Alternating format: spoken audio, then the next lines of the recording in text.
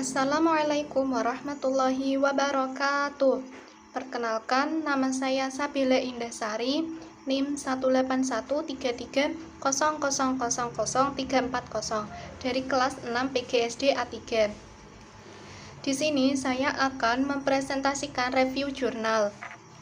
Review jurnal digunakan untuk memenuhi tugas UAS dari mata kuliah Kolokium Matematika SD dengan dosen pengampu Ibu Esti Triani MPD.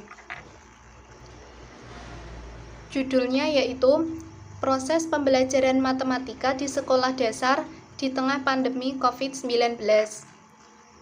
Penulisnya yaitu Wiryanto dari Universitas Negeri Surabaya. Nama jurnalnya yaitu Jurnal Review Pendidikan Dasar, Jurnal Kajian Pendidikan dan Hasil Penelitian, volume 6, nomor 2, dengan ISSN yaitu 24608475. Tahun dan halaman. Tahunnya yaitu Mei 2020 dengan halaman 125 sampai 132. Latar belakang.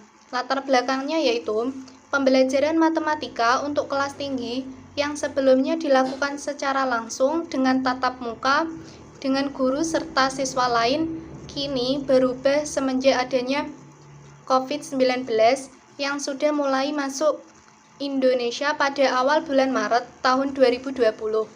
Melihat kondisi yang seperti itu, Menteri Pendidikan dan Kebudayaan Republik Indonesia, yaitu Bapak Nadiem Anwar Makarim, mengeluarkan surat edaran nomor 4 tahun 2020 pada tanggal 24 Maret 2020 berisi tentang pelaksanaan kebijakan pendidikan dalam masa darurat penyebaran COVID-19.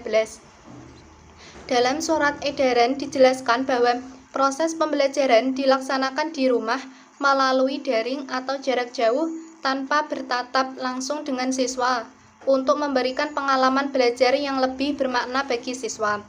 Kendala-kendala yang terjadi selama proses pembelajaran secara daring harus dijadikan tantangan bagi pendidik untuk mentransformasi pendidikan yang lebih maju lagi, khususnya dalam pembelajaran matematika yang dirasa oleh sebagian besar siswa akan sulit dipelajari jika tidak langsung bertatap muka dengan guru.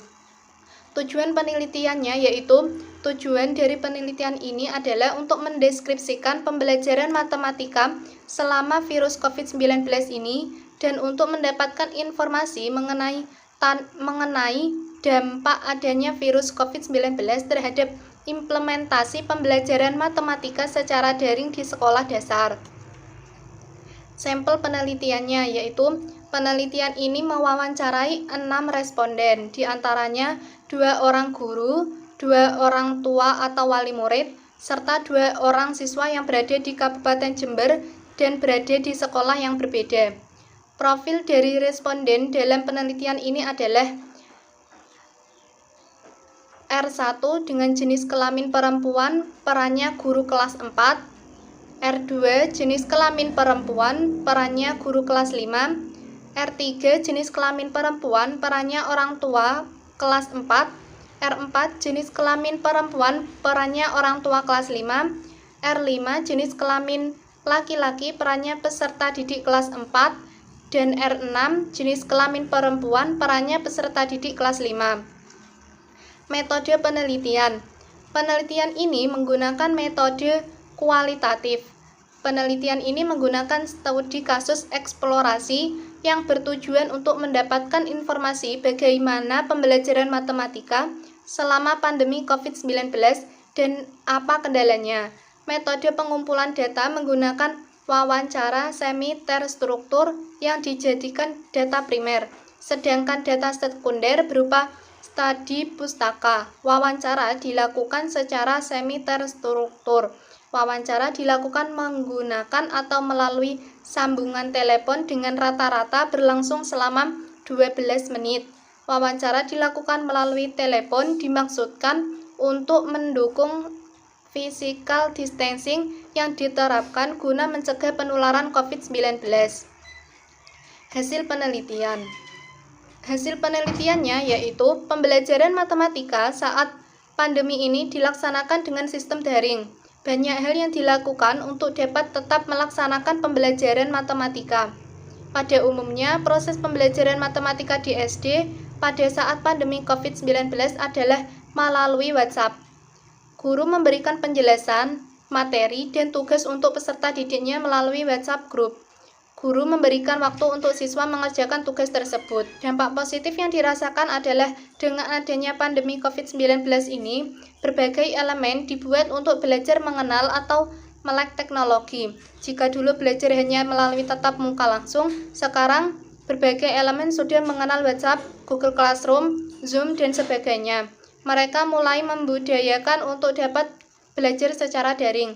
Dampak positif lainnya yaitu kini guru dan peserta didik dapat melaksanakan proses pembelajaran di mana saja dan kapan saja, tidak terpaku oleh suatu ruang untuk melakukan proses belajar mengajar. Implementasi dari penggunaan teknologi dalam pembelajaran online dapat menghemat biaya dan efisiensi, meningkatkan kualitas serta efektivitas, tetapi pendidikan online memerlukan kerangka kerja yang jelas untuk diterapkan di sekolah. Beberapa faktor yang dapat menciptakan pengalaman belajar online yang menyenangkan adalah dapat membangun suatu komunitas belajar, menciptakan dan memelihara lingkungan belajar yang positif, dapat memberikan umpan balik dengan tepat, dan dapat menggunakan berbagai teknologi untuk memberikan konten yang tepat. Dampak negatif yang guru rasakan sangat besar.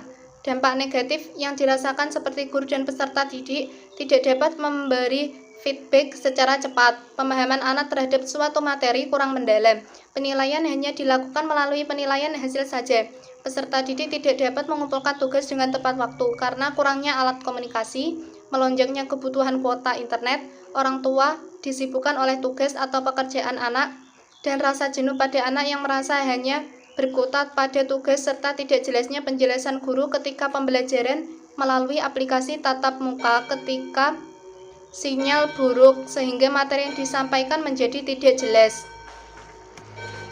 Simpulannya, pembelajaran matematika di SD dilakukan dengan cara daring melalui aplikasi WhatsApp, Zoom, Google Classroom. Pembelajaran matematika melalui aplikasi tersebut untuk menerangkan suatu konsep abstrak berupa penjelasan guru, pemberian video pembelajaran, serta catatan atau rangkuman yang guru buat supaya murid dapat jelas menerima materi pelajaran.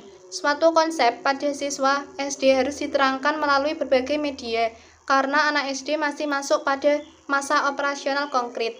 Dampak positifnya adanya COVID yaitu dapat melek teknologi dengan mengenal berbagai aplikasi tatap muka yang digunakan untuk mempermudah proses belajar mengajar dengan daring. Selain itu, belajar menjadi lebih fleksibel karena dapat dilakukan kapan saja dan di mana saja, tidak terpaku oleh dinding kelas. Dampak negatifnya yaitu guru dan peserta didik tidak dapat memberi feedback secara cepat, pemahaman anak terhadap suatu materi kurang mendalam. Penilaian hanya dilakukan melalui penilaian hasil saja. Peserta didik tidak dapat